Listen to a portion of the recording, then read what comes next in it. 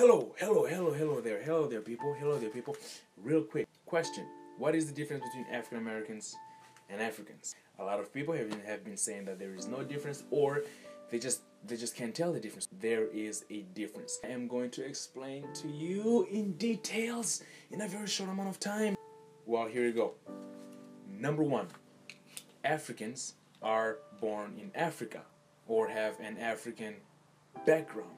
I mean, like, physically pinpoint where you're from in Africa, where you were born in Africa. African Americans, they don't. If you're an African American, you live here in the States. You were born here in the States. Now, there's a gray area there where an African person can come to the US, become a citizen, or even absorb the African American culture, because there's something beyond just being born in the US that makes you an African American, or being born in Africa that makes you an African, right? It's about the culture, who you are based on where you're born. What life did you experience, right? If you're from Africa, you have experienced certain cultural differences in comparison to African Americans. Number two, basically what I've been saying this whole time, culture, okay? There's 55 countries in Africa. My friend, you cannot have the same culture in 55 countries, alright?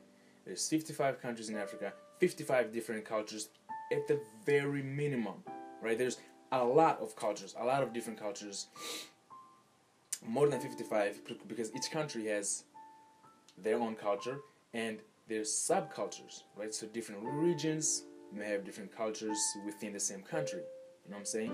To our in America, or African Americans, right? There's only one culture. It's not just the fact that you're born here, it is the fact that your family tree, per se, okay, has these fundamental beliefs of what makes you who you are. Okay, now that we got that out of the way, let's go to number 3. Get that too. Tatu. Those were just number 3s in different languages. Anyway, number 3, languages. There are 2,000 languages in Africa. So there is only one language in the United States, and that is English, my friend. But generally speaking, if you're an African American, you're going to speak English, right? Like I said, there's slang, right? You could speak like a different version of English than I do, most likely because I'm African.